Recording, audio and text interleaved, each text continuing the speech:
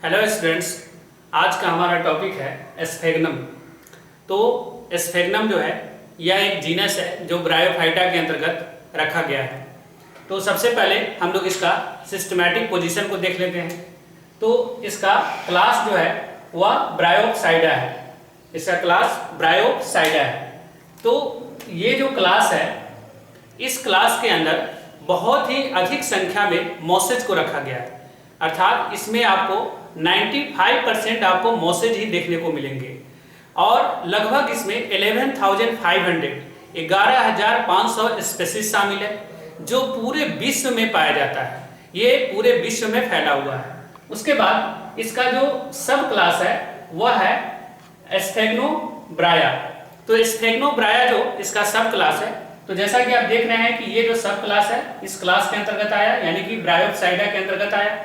और इस सब क्लास के जितने भी प्लांट होते हैं वह सभी ग्रेनिश या ग्रीन कलर के होते हैं और इसका जो ब्रांच होता है वह स्पाइरली अरेंज्ड होता है।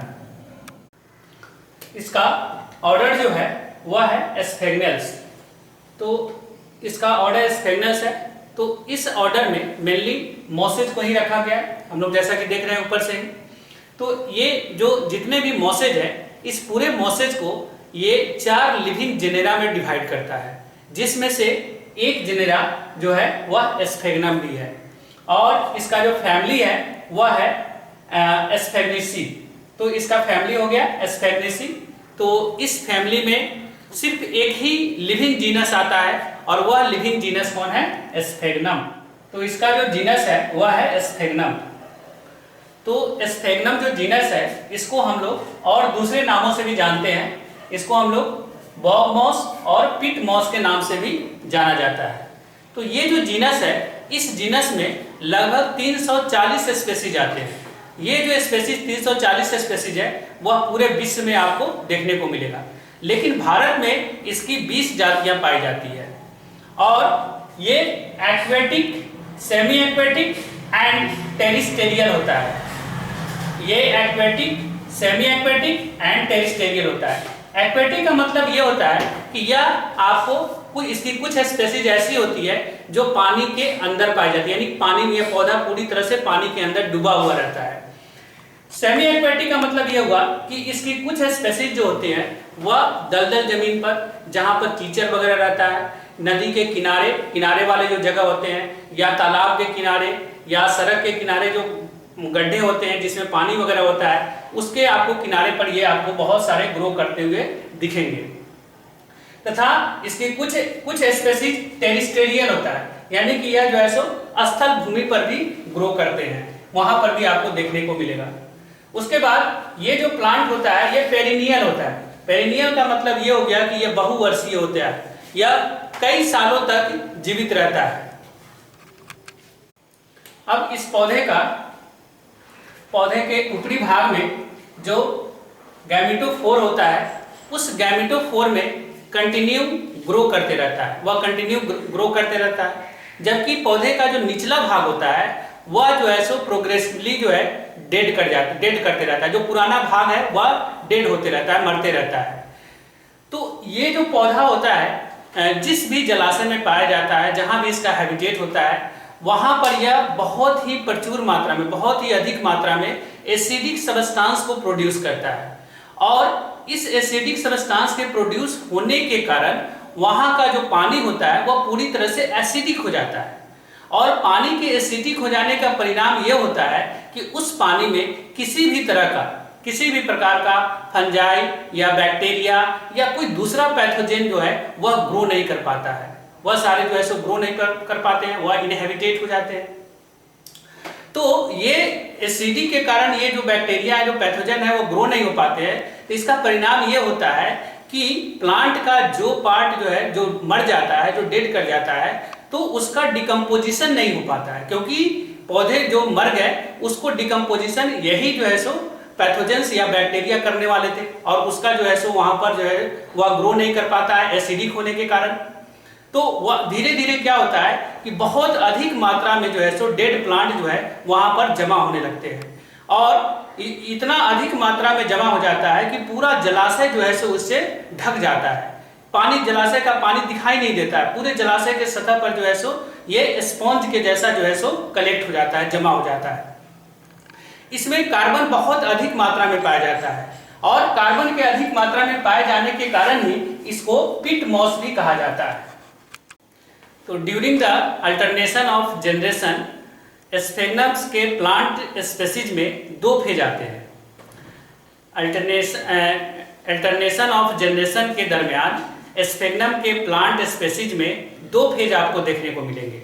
एक फेज जो होता है उसको हम लोग गैमेटोफाइटिक फेज कहते हैं और दूसरे को स्पेरोफाइटिक फेज कहते हैं। तो ये जो गैमेटोफाइटिक फेज होता है ये सेक्सुअल फेज होता है। गैमेटोफाइटिक फेज जो होता है वह सेक्सुअल फेज होता है और इसमें क्या होता है कि जो गैमेटोफाइट का डेवलपमेंट जो होता है वह जर्मिनेशन ऑफ हैप्लॉइड स्पोर्स के द्वारा होता है। हैप्लॉइड स्पोर्स के द्वारा इसका जर्मिनेशन होता है। जबकि दूसरा जो है वह स्पेरोफाइटिक फेज है और ये स्पेरोफाइटिक जो फेज जो होता है वह एसेक्सुअल होता है। तो हम लोगों ने दो फेज देखा, एक गैमेटोफाइटिक फेज और दूसरा स्पेरोफाइटिक फेज। तो यहाँ पर सबसे पहले हम लोग गैमेटोफाइटिक फेज जो सेक्सुअल होता है उसको हम लोग यहाँ पर पहले एक्सप्लेन करेंगे।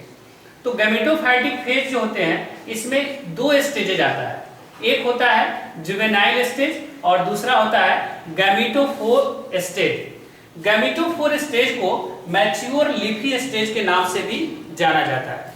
तो सबसे पहले हम लोग ये देखें कि ये जो पहला स्टेज है जिसे हम लोग जुवेनाइल स्टेज कहते हैं, इस जुवेनाइल स्टेज में क्या होता है? तो जब स्पोर का जर्मिनेशन होता है, जर्मिनेशन के समय एक महीन प्लेट लाइक इरेगुलर स्ट्रक्चर का जर्मिनेशन होता है और इसी स्टेज को हम लोग जुवेनाइल प्रोटोनीमा कहते हैं। जैसे यहाँ पर देखिए ये जो है सो एक स्पोर है और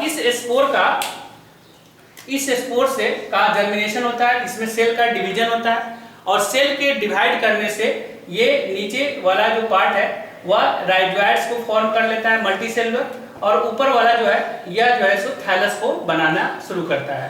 तो ये जो फेज कहलाया ये जुवेनाइल प्रोटोनीमा कहते हैं या ये इसको यंग प्रोटोनीमा के नाम से भी जाना जाता है। तो इस थैलस के जो मार्जिन होता है, इस मार्जिन में क्या, मार्जिन के द्वारा ही ये गैमेटोफाइट प्लांट जो लीफी गैमेटोफाइट कहलाता है, इसका जो है सो फॉर्मेशन होता है, इसका जो है सो बनता है।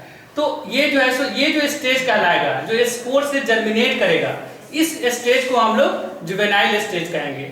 जबकि दूसरा जो है सो गैमेटोफोर स्टेज जो है, ये जो स्टेज होता है जो इसके बाद जो स्ट्रक्चर जो लीफी एक्सिस को डेवलप करेगा, लीफ को डेवलप करेगा, एक्सिस को डेवलप करेगा, ये जो स्टेज कहलाएगा वह गैमेटोफोर स्टेज कहलाएगा। अब हम लोग इसका स्फेग्नम के जीनस में, स्फेग्नम जो जीनस है इसके अंतर्गत आने वाले प्लांट जो स्पेसीज के प्लांट होते हैं उसका एक्सटर्नल मॉर्फोलॉजी कैसा होता है, तो उसके एक्सटर्नल मॉर्फोलॉजी को हम लोग देखते हैं।